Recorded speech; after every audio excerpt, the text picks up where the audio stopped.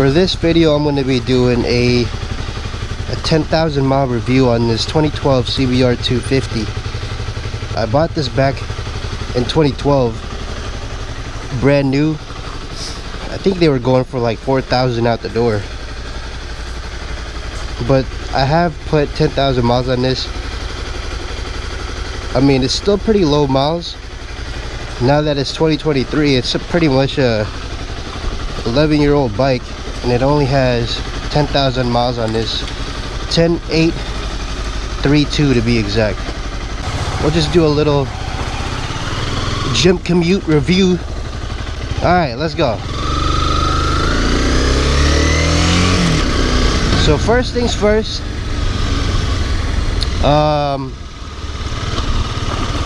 this was the very first bike I ever started on. This was my first bike, and to me, I always said, you know what, I'm not gonna get anything bigger, because I thought the 250 was plenty of power for me. But honestly, as I got better with riding and I gained experience, I needed more power, because I got used to the power pretty quick. I want to say like less than 6 months I got used to the power, and then I wanted something bigger, which then I moved on to a 2006 GSXR 600 at the time. But I could do another video on that one. For as long as I had this bike, it never gave me any problems. I've actually taught a lot of people how to ride a motorcycle on this bike. It always started up. I think the only thing I've done to this was oil changes. I didn't even change a tire, because the tire has been, like, they still have a lot of life to the tires. They still got a lot of tread to them. What I can say about the CBR 250 is that it's a very good beginner bike, and this is the bike that I learned how to corner on. I got more confident in going through the turns and everything. Like, now I don't know if what would have happened if I started out on a bigger bike. I probably wouldn't really know how to take corners that well. But with this one, it's pretty light. You can take it, like, I think it's about like a little bit over 300 pounds wet. One thing that this bike does lack is for sure power. Let me just get some gas real quick. One thing I like about this is that it only takes like $7 to have a full tank on this. Mind you, the tank is not that big, but it gets some crazy good gas mileage. I could go about my work commute is about a 20-25 mile drive, and I can go back and forth on a full tank 4 times. Like, I'm talking about going there and back equals 1, and I could do that 4 times on $7. I mean, you can't really beat that.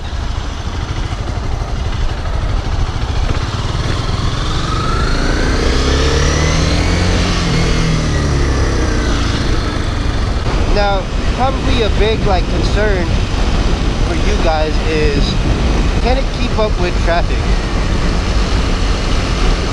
Like, does it have enough power to keep up with traffic? And the answer to that is yes. And like, it could go to freeway speeds, but if you're trying to overtake somebody Like, it can go up to 60, no problem. 60 miles an hour, 70. It can get up there, no problem. It's just when you're trying to overtake somebody, then you might want to get, that's where you want more power. But if you just want to just like stay in the slow lane and then just go cruising speeds, it's a good bike for that. And another thing about it is, since the bike is light, you can feel, let's say for example, a semi is trying to pass you on the freeway, and that semi is going somewhat fast. You can feel the wind off of that, off of the semi, and it will like wobble your bike a little bit.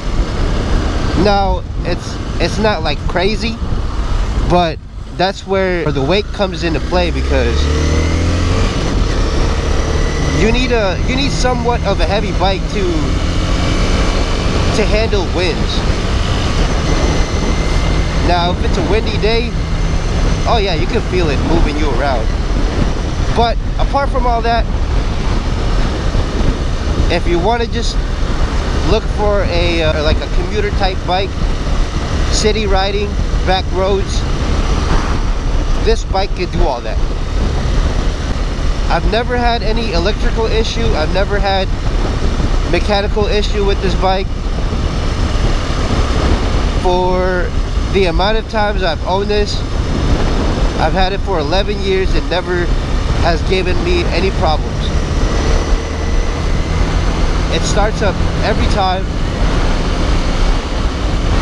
Like, it's a pretty reliable bike.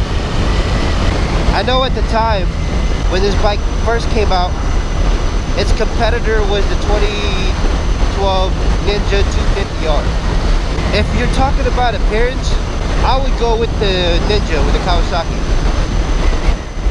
because it does look more aggressive. But one thing that kept me back from all that was the 250 was a carbureted bike. The Ninja 250 was carbureted, while this one was fuel injected. Let's do a 0 to 60, I guess.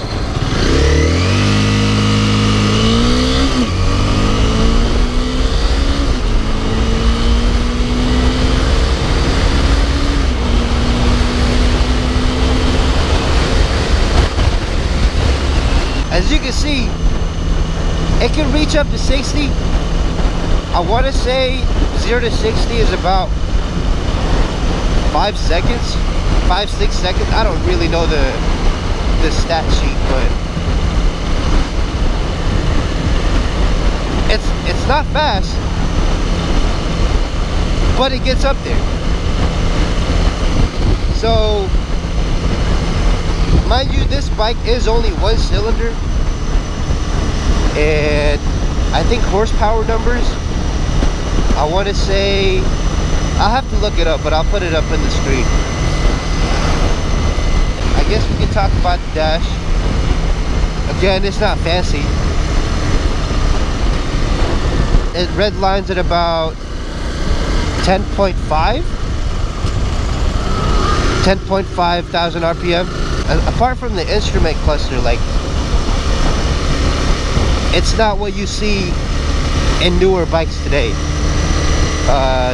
Like back then, I mean, these bikes were just simple. Like, it has a fuel gauge, it has your engine temperature, and it has your odometer, speedometer. Like, it has a digital speedometer, and it has a time. But I mean, apart from all that, it's not really like crazy. It's pretty much basic stuff that is useful. And out of all the bikes that I have, the mirrors on this work the best, because, you know, they stick out. And these are stock mirrors, by the way. They stick out further than my other bikes. like you don't really see your elbow. Like you could actually see the car behind me. I can show you guys if it could keep up to freeway speeds, just to like prove it to you guys, because that it can.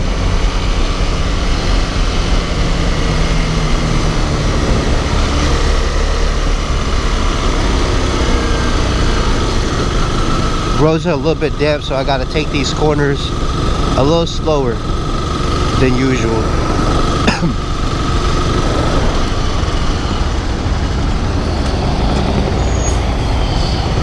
Alright, let's go.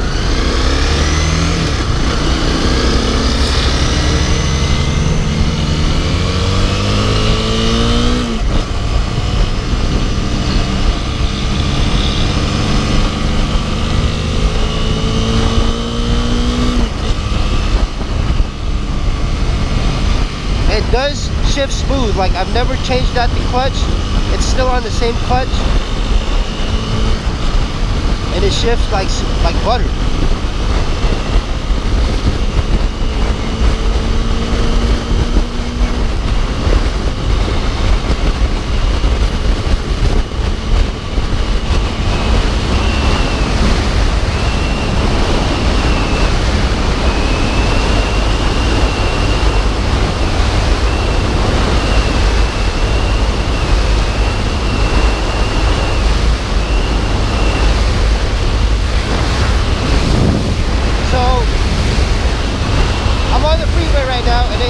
No problem keeping up with traffic. It's got enough RPMs before it redlines, and I'm already in 6th gear, and I'm just cruising at about 6,500 RPM in 6th gear. So, like I said, it doesn't have the most power, it doesn't have a lot of power, but it has enough power to do whatever it needs to do, or whatever you want it to do. I'm gonna try to overtake this person.